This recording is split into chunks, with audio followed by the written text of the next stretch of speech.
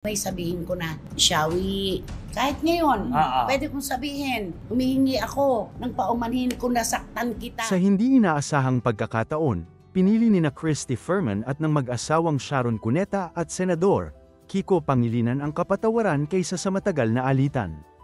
Inurong na ang cyber libel case na isinampa ng mag-asawa noong May 2024, matapos humingi ng taus-pusong paumanhin si Christy sa kanyang YouTube show.